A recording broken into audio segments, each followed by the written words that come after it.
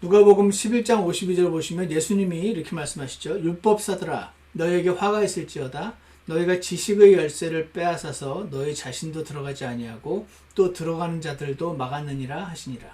그분께서 이것들을 그들에게 말씀하실 때에 서기관들과 바리새인들이 그분을 거세게 몰아붙이기 시작하여 그분이 많은 것을 말씀하시게 하고 또 그분을 기다리며 그분을 고소하려고 그분의 입에서 나오는 어떤 것을 붙잡으려 하더라. 12장 1절 그동안에 무수한 사람들의 무리가 함께 모여 서로 밟힐 만큼 되었더라. 그때 그분께서 무엇보다 먼저 자기 제자들에게 말씀하기 시작하여 이르시되 너희는 바리새인들의 누룩 곧 위선을 조심하라. 덮어둔 것 중에서 드러나지 아니할 것이 없고 숨겨둔 것 중에서 알려지지 아니할 것이 없나니 그러므로 무엇이든지 너희가 어둠 속에서 말한 것이 빛 가운데서 들리고 너희가 골방에서 귀에 대고 말한 것이 지붕 위에서 공포되리라. 4절 내가 내 친구인 너희에게 이르노니 몸을 죽이고 그 뒤에는 더 이상 아무것도 하지 못하는 자들을 두려워하지 말라. 오직 너희가 두려워할 분을 내가 미리 너희에게 알려주리니 곧 죽인 뒤에 지옥에 던져놓는 권능이 있으신 그분을 두려워하라. 참으로 내가 너희에게 이르노니 그분을 두려워하라. 참새 5머리가 이 아사리온에 팔리지 아니하느냐? 그러나 하나님 앞에서는 그것들 중에 하나도 잊히지 아니하느니라. 오직 아버지께서 너희 머리털까지도 다 세셨나니 그러므로 두려워하지 말라. 너희는 많은 참새보다 더 귀중하니라. 예, 오늘 이 말씀으로요.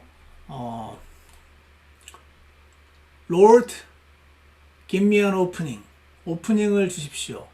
라는 제목으로 하나님 말씀을 잠깐 나누려고 합니다.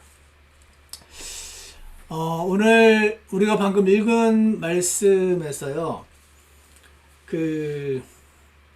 바리새인들의 누룩 곧 위선을 조심하라고 12장 1절에서 말씀하시면서 덮어둔 것 중에서 드러나지 않을 게 없고 숨겨둔 것 중에 알려지지 아니할 것이 없나니 무엇이든지 어둠 속에서 말한 것이 빛 가운데서 들리고 골방에서 귀에 대고 말한 것이 지붕 위에서 공포되리라.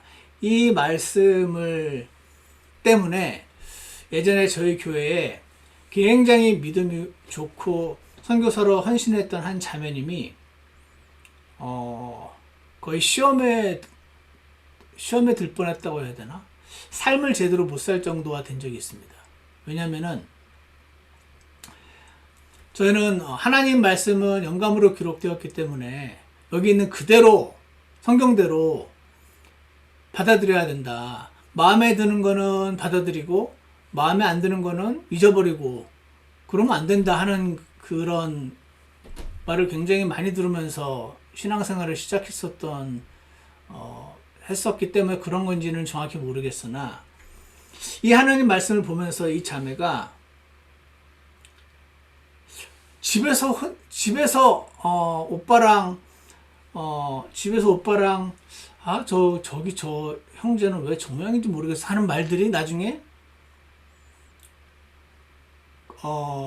빛 가운데서 들리고 지붕에서 공포되리라 이 말씀이 나중에 그리스도의 심판석에서 왜 저 자매는 저러나 몰라 진짜 밉상이야 꼴 보기 싫어 하여튼 이런 말들이 다 그리스도 심판석에 드러나는 거구나 라고 생각을 한 거죠.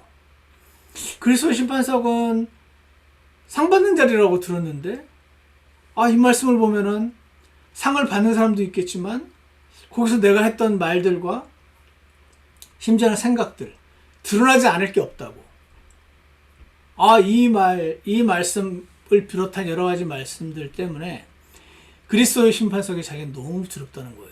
구원은 받았지만 지옥은 안 갈 걸 알지만 내가 한 말이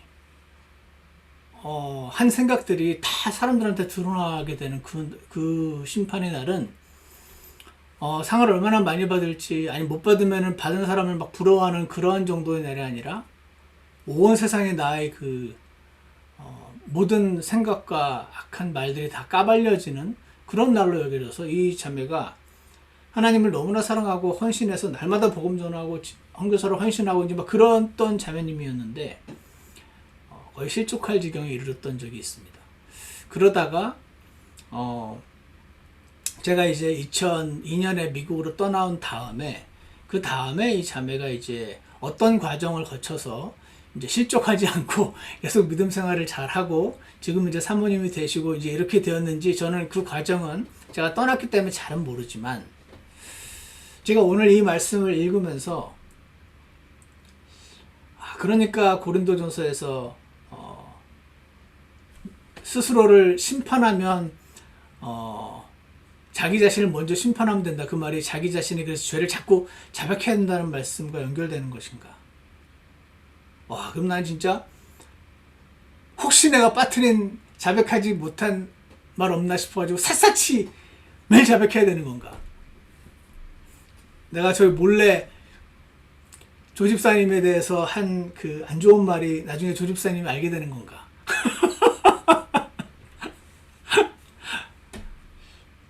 그래서 오늘 이 말씀을 읽으면서 이걸 이제 적당히 믿으면은 괜찮아요. 적당히 믿으면 은혜가 돼요. 그러니까 말 조심해야지. 그리고 잘못한 말과 잘못 생각들을 자백해야지. 적당히 믿으면 이렇게 되고 이제 좋은 방향으로 갈 수도 있는데 이거 진짜로 생각하면 진짜 그런 일이 일어날 거라고 생각하면은 너무 어려워지는 거죠, 마음이. 그래서 오늘 이 부분을 조금 살펴봐야겠다 생각을 해서 살펴봤더니 제가 실제로 살펴본 신학자는 한 5명 정도밖에 안 되긴 하지만 5명 정도의 신학자 모두가 이 3절은 네거티브한 거가 아니고 파저티브한 거라고 얘기를 하더라고요. 그러니까 우리가 했던 악한 말들이 사람들에게 다 까발려지는 것을 말하는 것이 아니고 그러면서 이제 어떤 말씀을 인용을 하냐면 이 누가복음 12장을 손에 꽂아 놓으시고 앞에 마태복음 10장으로 와보시면 이게 같은 문맥인 걸 알 수가 있어요. 마태복음 10장에 보시면은 마태복음 10장 27절에 보시면 마태복음 10장 27절 말고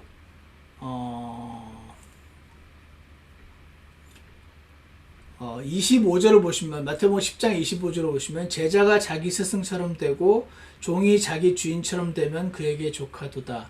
그들이 그 집 주인을 바알세붑이라 하였거든. 그의 집안에 속한 자들은 얼마나 더 심하게 하겠느냐.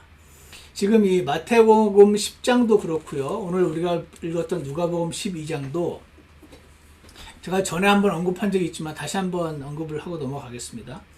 예수님이요, 지금 이스라엘의 왕으로 오신 거예요.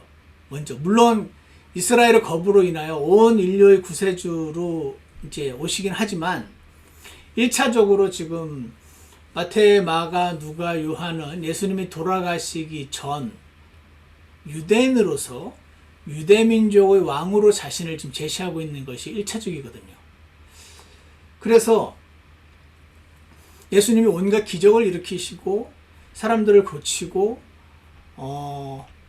하나님의 왕국에 가까이 왔다 선포하시고 막 하면서 사람들이 좀 전에 누가복음 12장 같은 경우에 서로 무리가 함께 모여서 서로 막 밟힐 만큼 그렇게 사람들이 많아진 그 시점이었지만 이 마태복음 같은 경우에 지금 우리가 읽었던 마태복음 10장, 11장, 12장을 통과하면서 이 바리새인들 있죠. 바리새인들은 민족 지도자들이죠. 우리나라도 여러분 생각해 보시면은 한일합방 1910년에 대한민국이 나라를 잃고 일본의 식민지가 되는 그 결정을 한 거는 그 우리 민족의 지도자들이었죠. 지도자들의 결정이 모든 백성에게 영향을 미치는 거잖아요. 백성들이 아무리 나는 싫다고 해도 그 지도자들이 끝까지 맞설 것이냐, 끝까지 여기서 나라를 팔아먹을 것이냐 결정함에 따라서 사인하고 해서 나라와 나라 간의 계약이 체결되면서 이렇게 되는 것처럼 예수님도 지금 이스라엘에게 유대인들에게 오셨기 때문에 유대인들 지도자들이 예수님을 받아들이면은 이 민족 전체가 이제 민족적으로 구원받는, 민족적으로 하나님의 왕국이 되는 그 시점에 지금 기로에 서 있는 거예요. 근데 지금 마태복음 10장, 11장 여기 보시면은 예수님이 병 고치는 기적을 통해서 바리새인들이 저는 예전에는 진짜 너무 마음에 안 든다. 너무 이 바리새인 너무 싫다라고 생각만 했었는데 요즘은 보니까 이 정치인들이에요. 정치인들은 트집을 잡아서 어떻게든 하는 거를 제가 요즘 신문을 보면서 많이 보면서 딱 그거네. 딱 정치인이네 그냥. 라고 생각을 했는데 예수님이 일으키시는 기적이며 이분 진짜 메시아인 것 같다라는 느낌이 바리새인들에게도 있었던 거예요. 그런데 이자가 우리를 좀 이렇게 으쌰으쌰 안 해주고 쭈쭈 안 해주고 왕국을 세우시면 당신이 왕이 되니까 우리는 한 자리씩 하고 이렇게 해줘야 되는데 이 뱀들아 독사들 세대야 그러면서 누가 너희 보고 회개하러 들어와서 누가 하늘 왕국으로 들어오게 했느냐 그러면서 막 민족 지도자들을 막 책망하시고 막 백성들 보는 앞에서 막 체면을 꾸기고 하는 이런 일을 당한 바리새인들이 이를 갈면서 이제는 이분이 맞나 안 맞나를 살피는 단계를 넘어섰어요. 딱 정치인이 된 거예요. 정치인은 맞나 안 맞나가 중요하지 않잖아요. 맞든 안 맞든 무조건 얘는 틀려야 돼. 얘가 틀려야지 내가 정권을 잡으니까. 이게 정치인인 거잖아요. 딱 그 상태인 거예요, 지금. 그러다 보니까 예수님이 엄청난 기적을 일으켜도 와, 저건 진짜 이상한데 하고 받아들이는 정직한 마음을 가진 사람들은 막 예수님께 구원을 받고 예수님이 사람들이 되는 거죠. 일반 백성들은 많이 그랬죠. 근데 그 중에 또 일부 바리새인들, 니고데모 같은 사람들, 아리마대 요셉 같은 사람들, 부자지만 지도자지만 바리새인이지만 율법사지만 서기관이지만 그 중에 아주 일부는 정직하게 예수님을 믿는 사람들이 있었죠. 그런데 대부분의 지도자들은 이스라엘 지도자들인 바리새인, 율법사 이런 사람들은 예수님을 아니야, 넌 아니어야만 해. 이 상태가 된 거죠. 그러니까 죽은 사람이 일어나면은 와, 이건 진짜 이상한데 이렇게 되는 게 아니고 이걸 어떻게 공격을 해야 되지? 이걸 어떻게 공격을 해야지 백성들이 저 사람을 거부하게 만들 수 있지? 이렇게 된 거죠. 그러다 보니까 예수님이 기적을 일으키는 그 장면을 저자가 기적이 너무 뛰어나니까 마귀들의 우두머리인 바알세불을 힘입어서 지금 저렇게 병을 고치는 거고 사람들을 살리는 거고 저런 이적들을 행하는 것이다라는 말까지 나오게 된 거죠. 근데 이 말은 그냥 나올 수 있는 말이 아니었던 거예요. 그래서 예수님께서 이 마태복음 11장 12장에서 성령을 모독하는 죄. 왜냐하면 예수님께서 지금 성령을 힘입어서 죽은 사람을 살리고 있었는데 바리새인이 그걸 보고 이건 진짜 이상한데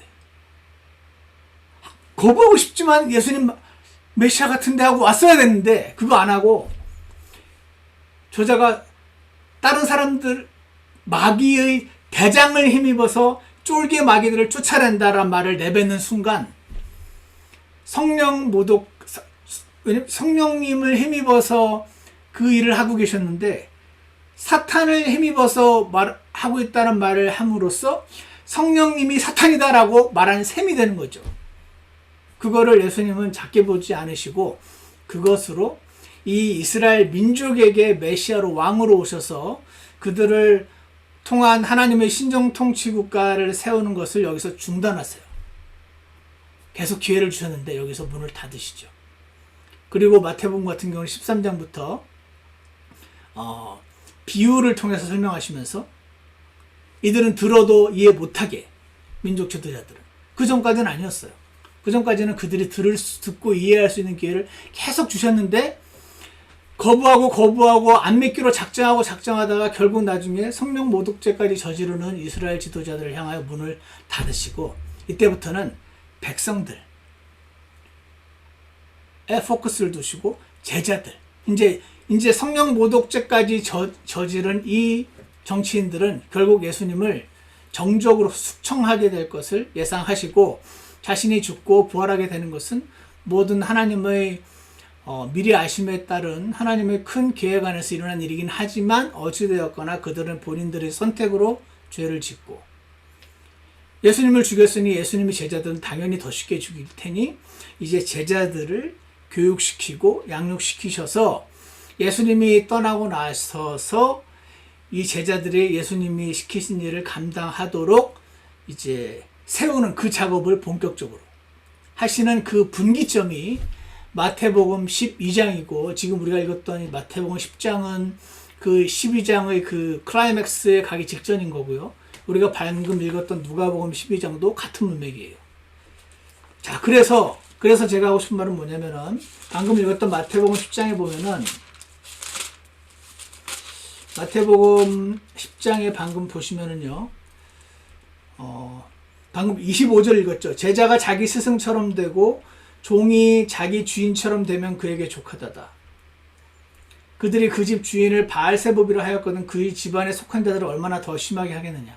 야, 얘들아, 제자들아, 지금 이 바리새인들과 이스라엘 지도자들이 이제 나를 죽이려고 하고 있거든.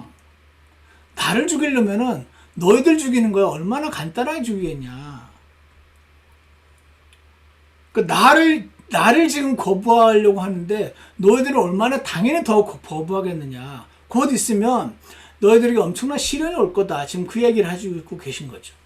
나를 열심히 따르면은 병도 낫고 부자 되고 사업도 번창하고 이렇게 된다라고 말씀 안 하시고 지금 앞으로 일어날 일을 있는 그대로 얘기해 주고 계신 중인 거예요. 그러면서 근데 26절 그런데 그들을 두려워하지 마라. 그러시면서 뭐라고 하세요? 덮어준 것 중에서 드러나지 아니할 것이 없고. 우리 방금 요거 10장을 손에 꽂으시고 다시 오늘 읽었던 12장을 보시면 누가복음 12장을 보시면 12장 2절에 덮어준 것 중에 드러나지 아니할 것이 없고 똑같죠. 숨겨둔 것 중에 알려지지 아니할 것이 없나니. 다시 마태복음 10장 26절 그런즉 그들을 두려워하지 말라. 덮어준 것 중에서 드러나지 아니할 것이 없고 숨겨둔 것 중에 알려지지 아니할 것이 없느니라. 27절 내가 어둠 가운데서 너희에게 이르는 것을 너희는 빛 가운데서 말하며 너희가 귓속말로 듣는 것을 지붕 위에서 선포하라. 몸은 죽여도 혼은 능히 죽이지 못하는 자들을 두려워하지 말고 혼과 몸을 다 지옥에서 멸하시는 분을 두려워하라. 참새 아까워하지 않느냐. 이 전체 내용이요. 지금 마태복음 10장 26절 27절 여기가 다시 본문으로 돌아오시면 누가복음 12장 2절 3절 4절도 보시면 목임 4절에는 누가복음 12장 4절에 몸을 죽이고 그 뒤에는 아무것도 못한 자를 두려워하지 말고 5절에 죽인 뒤에 지옥에 던져놓는 그분을 두려워하라 그러시고 6절에 참사 5마리 얘기가 나오시고 7절 머리털까지 다 셨다. 지금 얘기하고 있는 거잖아요.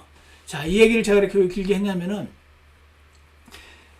예전에 하나님을 그토록 사랑하고 지금도 제가 너무나 아끼는 귀한 한 자매, 사모님이 되신 그 자매가 이 누가복음 12장 1절, 2절, 3절을 보고 내가 집에서 몰래 우리 목사님 욕한 거 온갖 말 다 이제 드러나게 될까봐 전전긍긍하면서 이거를 내가 여기서 다 하나님 잘못했습니다로 다 자백을 하면은 그리스도 신방에서 안 드러날래나 어떻게 해야 되나 막 이랬던 자매의 생각과는 달리 물론 우리가 말을 주의해야 되고 생각을 주의해야 되고 잘못하면 자백해야 되는 게 너무 당연한 거죠.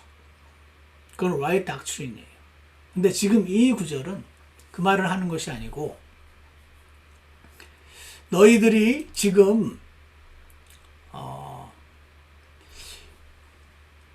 이 하나님 말씀을 선포하고 그들이 골방에서 몰래 깨닫게 된 말씀, 서로 우리끼리 이 줌 안에서 나눈 간증들 이런 것들을 이제는 지금은요 제자들 입장에서는 두려워요. 아무리 예수님 이렇게 말씀하셔도 이렇게 괜히 잘못 말했다가 저 바리새인들이 눈밖에 나면은 이 회당에서 쫓겨나고 심지어 죽임을 당하고 하는 일들을 생각을 하면 이들이 위축이 되는 거죠. 그런 제자들을 향하여 지금 예수님께서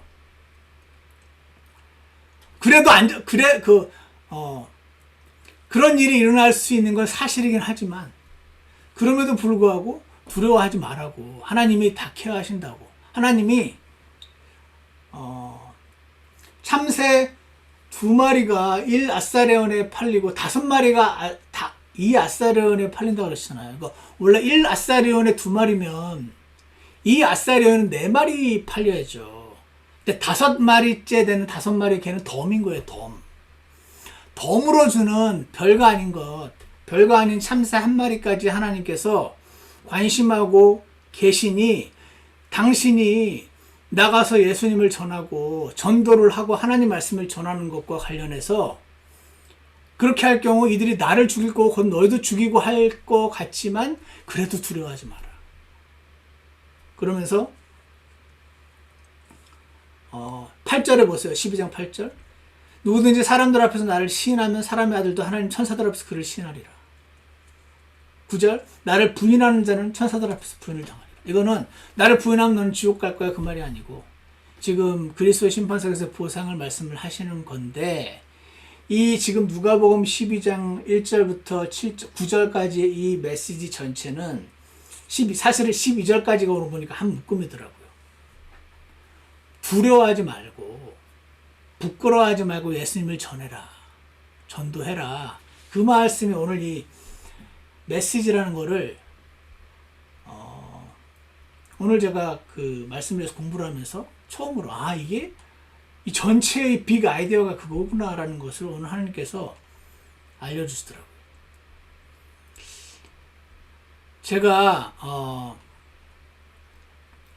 제가 이렇게 생각을 해보니까 그 전도를 하고 복음을 전하는 것 관련해서 생각을 해보니까 제 인생에서 1기, 2기, 3기가 있는 것 같아요. 1기 때는요, 아까도 말씀드린 것처럼 왜 여러분들 제카일스 목사님 많이 들어보셨죠? 지금은 돌아가셨지만 시카고 퍼스트 배프티스트 처치인가? 거기에 굉장히 유명한 제카일스 목사님이라는 분이 그렇게 전도지를 가슴에 꽂고 다니면서 식당 웨이트리스 주유소 직원에게 전도지를 나눠주면서 기회가 되면 복음을 전하고 구령하고 하는 얘기를 저는 구원 받자마자부터 들었는지라. 그리고 제가 하나님을 안 믿다가 갑자기 구원받은 사람이라 지금 우리 아버지도 좀 돌아가시면 지옥 가고 우리 엄마도 지옥 가고 수정이도 지옥 가고 다 지옥 가네. 우리 마누라도 지옥 가고 이거 나 혼자 이러고 있을 때가 아닌데 저 혼자 마음이 급해가지고 막 이제 복음을 전할 공부를 하고 가서 전하다가 무슨 제가 생각지도 못한 질문을 하면은 그 질문에 답은 제대로 못하고 막 싸우고 복음 전하다 싸우고 그러던 시기가 제가 1기예요. 그러다가 이제 제칼스 목사님 얘기도 들은 거죠. 항상 그래서 저도 항상 꽂고 다니면서 전도지를 한동안은 왜 그때 얘기했었죠. 온 교회가 다 직장을 다 내려놓고 그 버스 타고 돌아다니는 그런 일까지 하고. 근데 그걸 하고 이제 집으로 돌아와서 그렇게 살 수는 없잖아요. 누가 먹여 살려줘. 그러니까 그렇게 몇 개월을 복음을 전하고 나서 다 이제 돌아와서 도로 생활로 돌아가야 되잖아요. 직장도 다시 잡아야 되고. 그래서 직장으로 돌아간 거죠. 근데 이제 그때 하던 버릇이 있으니까 제가 계속 이제 꽂고 다니는 거예요. 그래서 슈퍼마켓 가서 슈퍼 아줌마한테 이걸 자꾸 주면서 예수님 믿으시라고 그러니까 슈퍼 아줌마가 나만 가면 피해. 그리고 누구는 주고 누구는 안 주는지 제가 잘 모르겠는 거예요. 길 가다가도 저 사람한테 줘야 될 것 같아요. 그러니까 저기서부터 당시에 있던 그 뉴코아 백화점까지 가는 일에 내가 너무 스트레스풀한 거야. 가다가 누구한테 줘야 될지.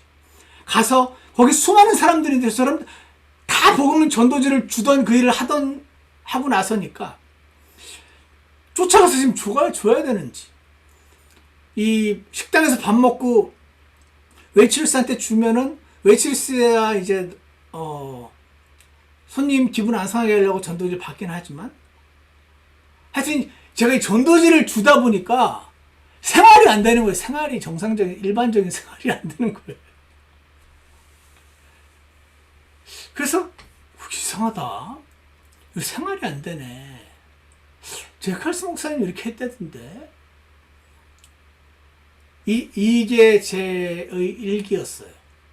이 시기를 통과하면서 나름대로 이렇게 노트에 정리를 해가지고 로마서의 길이라든지 어떻게 복음을 전하는지 이런 거에 대해서 이제 열심히 준비하고 하도 많이 전하다 보니까 이제 이 훈련이 됐죠. 그런 상태긴 한데 사람들이 나를 피하고 우리 교회를 피해요. 저기 잘못 걸리면은 어디 가다가 붙잡히면 아무 데도 못 가니까. 그러니까 온 동네에 밉상교회가 되고 이상하다. 나는 하나님 말씀대로 지금 하고 있는 건데 왜 이상한데? 이게 제 일기예요.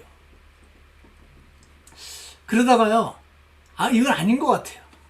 이건 아닌 것 같아요. 이기로 들어왔어요. 그래서 어디든지 가서 전도지 나누는 걸 중단했어요. 왜냐면 이 상태에서 이제 비행기를 못 하겠는 거예요. 비행기 타면 옆 사람한테 복음 전도지를 줘야 되는데, 비행기 타고 내가 지금 12시간을 한국을 계속 가야 되는데, 이 옆 사람하고 너무 관계가 이상해지는 거예요.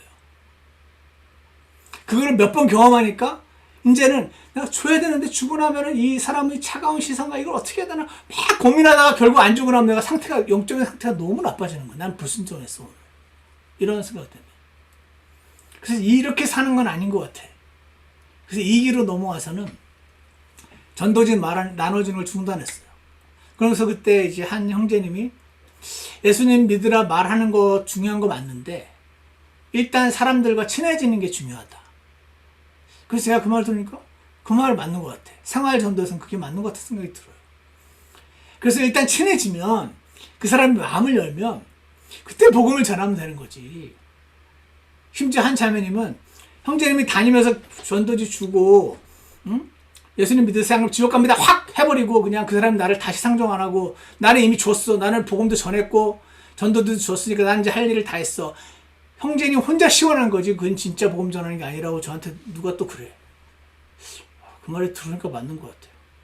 그래가지고 먼저 친해져야지 하는데 제가 성격이 좀 내성적이어가지고 모르는 사람하고 친해지는 게 저는 쉽지가 않은 거예요. 친해지면 전해야지 했더니 그런 날이 안 와.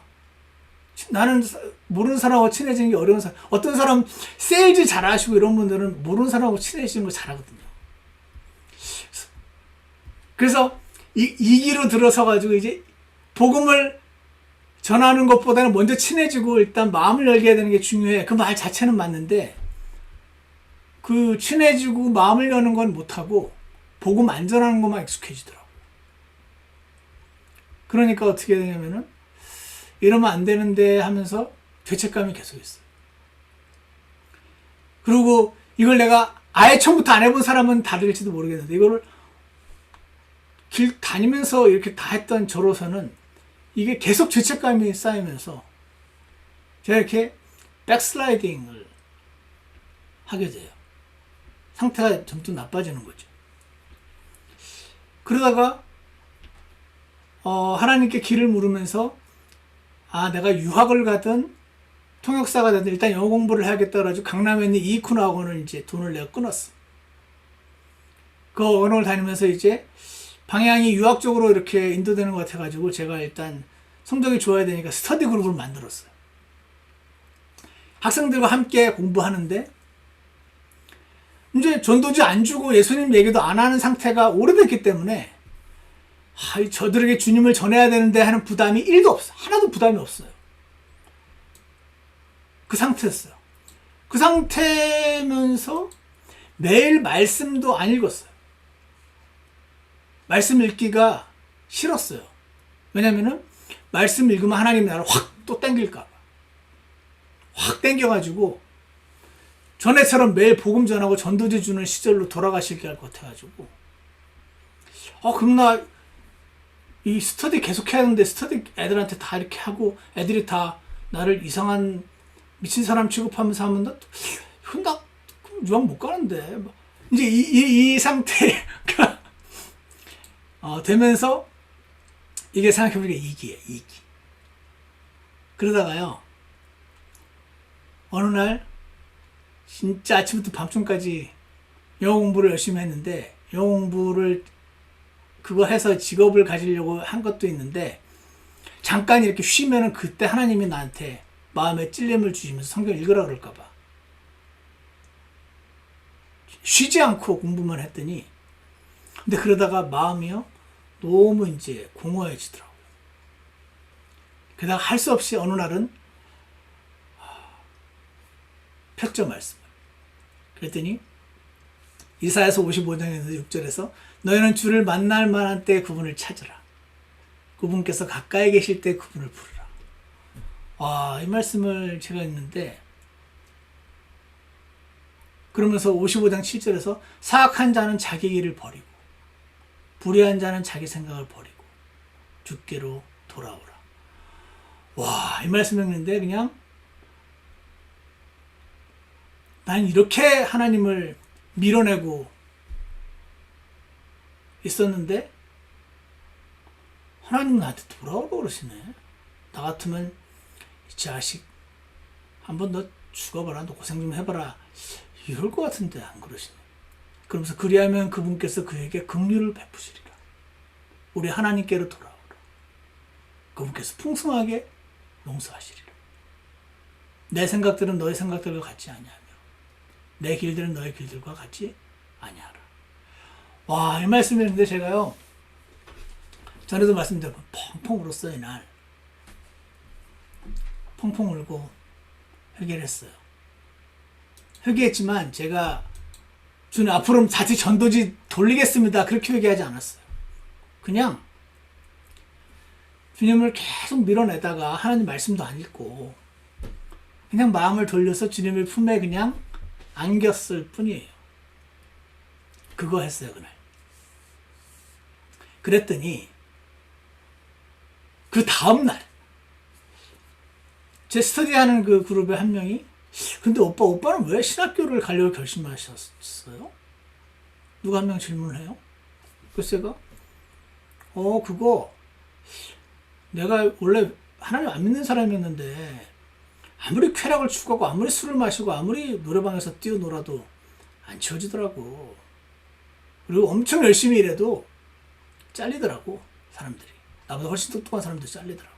그래서 열심히 일해도 성공 보장이 없구나 라고 느끼던 무렵에 어떤 사람이 하나님이 2000년 전에 자신의 아들을 보내셔서 너 구원하시려고, 네 죄 용서하시려고 대신 죽이셨다는 말에 내가 충격을 받았다고. 그래서 내가 그분을 받아들였어. 그분을 받아들이니까 내가 그분 말씀을 너무 알고 싶어졌어. 그래서 가는 거야. 그 아이들이 그래서 너도 이거 받아들이면 하나님 자녀가 된다? 너 믿을래? 그랬더니 네, 저도 믿을래요. 그 다음날 또 한 명이 형은 근데 왜 신학교를 가려고 그러세요? 똑같이 또 얘기하고. 이래가지고 제가 너무 이상한 게, 그날부터, 그전까지는 아무도 안 그러더니 딱 그날부터 왜 오빠 형, 왜 신학교에 가려고 하세요? 이 질문을 한 명씩 다 하는 거예요. 그러니까 나는 원래 전할 계획이 하나도 없었는데, 부담도 없었는데 다 전했죠, 복음을. 다 구원받았어요, 그때. 그래서 제가 알죠. 제가 일기 상태에서 이렇게 했으면 역시 나는 복음의 전사야. 그랬을 수도 있는데 제 2기를 거쳤잖아요. 2기. 이게 주님이 해주자 하는 나는 전도자 한 장 나눠주는 게 그렇게 싫고 힘들고, 사람들 앞에서 그 점심시간에 기도하고 밥 먹는 것도 그렇게 눈치가 보이고, 나는 그런 사람이라는 걸 제가 이제 아는 거죠. 2기를 거치니까. 그래서 이거 너무 신기하다. 이거 하나님이 하시는 일이네. 복음은 내가 전하긴 했지만 주님 이 같이 스터디하는 이들이 구원받게 해야겠는데 주님, 저는 이들이 너무 불쌍합니다. 불쌍은 하나도 안 불쌍했어. 하나도 안 불쌍해요. 부담이 1도 없더라고요. 근데 하나님이, 나는 저들에 대해서 하나도 불쌍하게 여기는 마음이 없는데 하나님이 되게 저들이 구원받기를 원하시고 나를 쓰기 원하셨는데 내가 하나님께로 마음이 돌아오기 전까지는 그렇게 안 하시는구나, 그렇게 느껴지더라고요. 만약 그렇게 하면은 지가 잘해서 그렇게 된 줄 알고, 하나님은 내가 교만해서 자빠지는 거를 굉장히 경계하시면서 그렇지만 저들을 구원하기를 너무나 원하시는, 와, 이거 너무 너무 신기하다. 나는 그냥 주님과의 관계에서 막힘이 사라졌을 뿐인데, 나는 그냥 혹시나 지금 내가 하려고 하는 어떤 계획을 주님이 못하게 하시고 딴 거 하게 하실까봐 그러셨을 뿐인데, 하나님은 그래서 내가 그냥 너무 당연히 마땅히 구원받은 사람으로서 하나님께 돌아와고 주님과 동행해야 되는 거 맞는데 그거 그냥 했다고. 그거 뭐 당연히 해야 되는 그거 했다고. 주님이 제가 그냥 복음을 전할 준비가 되어 있어요. 저는 이제 1기를 통과하면서 복음을 전할 준비를 됐잖아요. 많이 했으니까. 근데 주님이 오프닝을 주시면 내가 준비만 되어 있으면 하나님이 더 원하시는구나. 제가 이거를 깨닫게 됐었거든요. 근데 얼마 전에 아내가 저희 동네가 그거잖아요. 미국 백인 동네거든요. 그것도 시골이잖아요. 백인 시골 동네. 저기 김호 형제도 마찬가지지. 백인 시골 동네. 그럼 평상시에는 안 그러는데 이제 애들이 약간 미국 애들 예를 들어서 무슨 코스타이어 타이어집 애들라든지 무슨 뒷사람 같은 경우는 텍스 프리페어 해주는 어떤 친구라든지 약간 친해지면 물어요. 이 시골 구석까지 너 왜 왔냐고, 어디서 왔냐고. 이상한 거죠. 뉴저지나 뉴욕에 와 있으면 안 묻는데 이 시골은 묻는 거예요. 너 도대체 여기 뭐 있다고 뭐 찾아왔냐고. 이렇게 이상한 거지.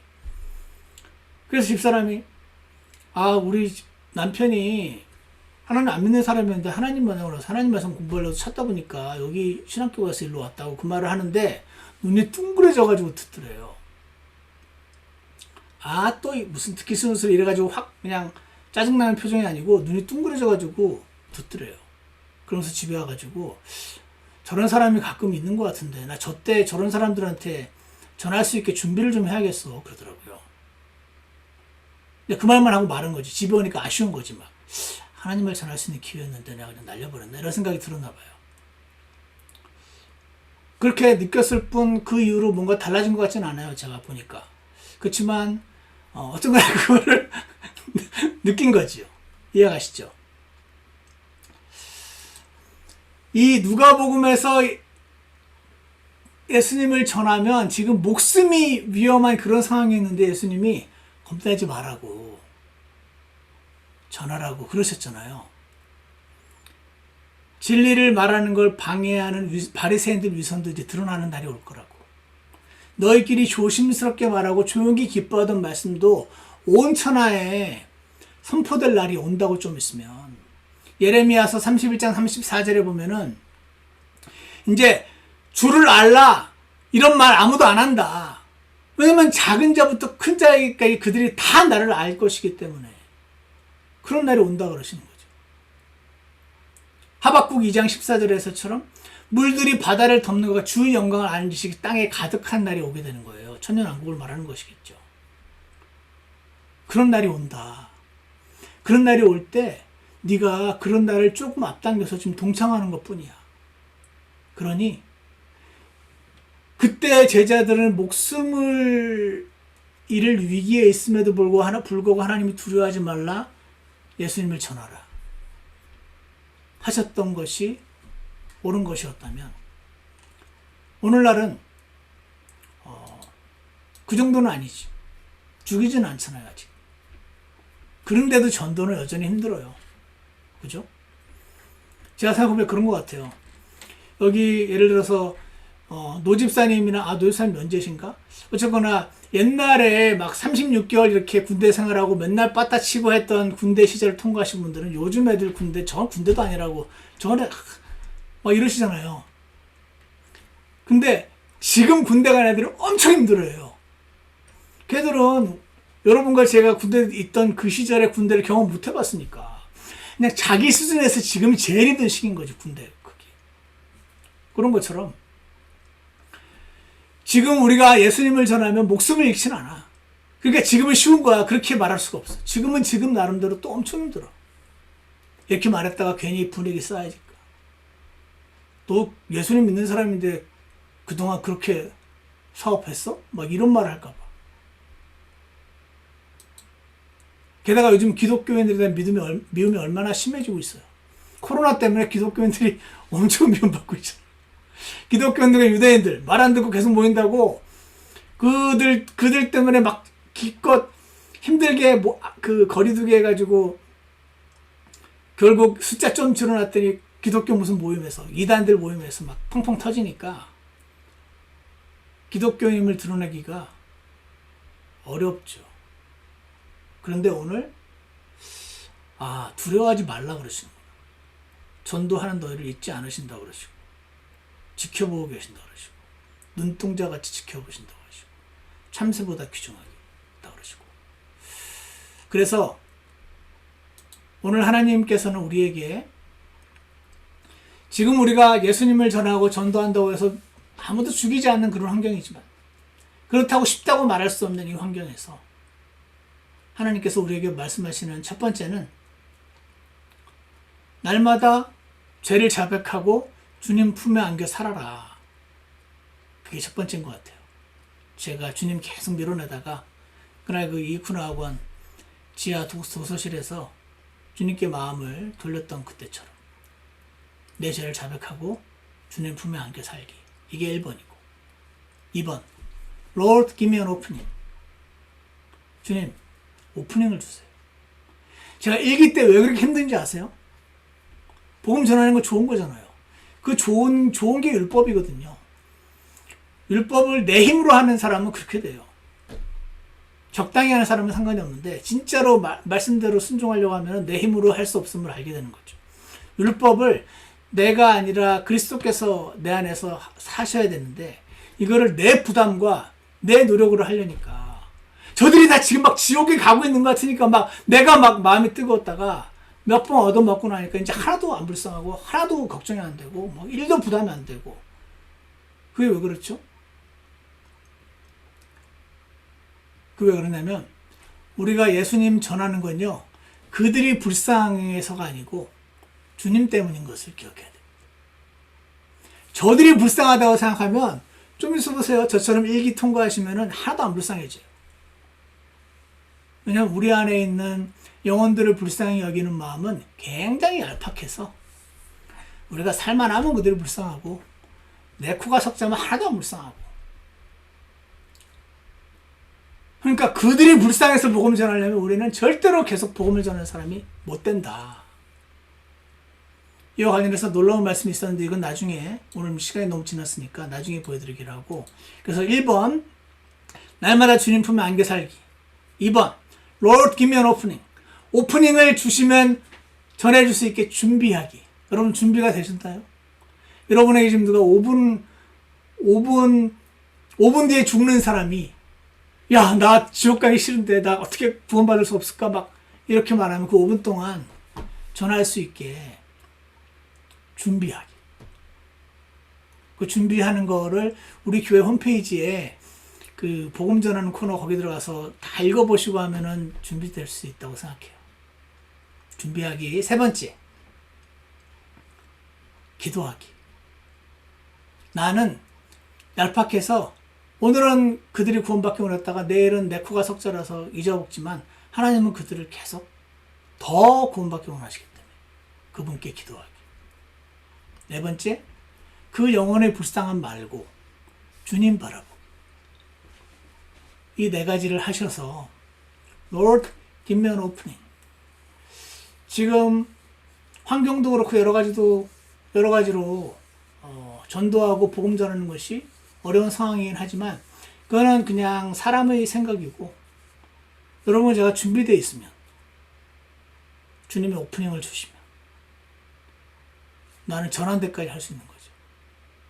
전하는데 안 되는데요. 그거는 it's not my responsibility. 나는 그냥 준비되어 있고 오프닝을 주시면 전하기만 하면 되죠.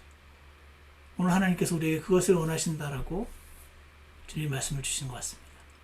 잘 준비되셔서 오프닝을 얻으셔서 주 예수님을 앞으로 천연왕국이 되면은 전하지 않는 누구나 다 아는 그런 시기가 오는데 그때를 미리 당겨서 지금 전하라고 말씀하시는 주님의 음성에 우리가 귀 기울이게 되기를 원합니다. 기도하겠습니다. 선하신 하나님 아버지, 오늘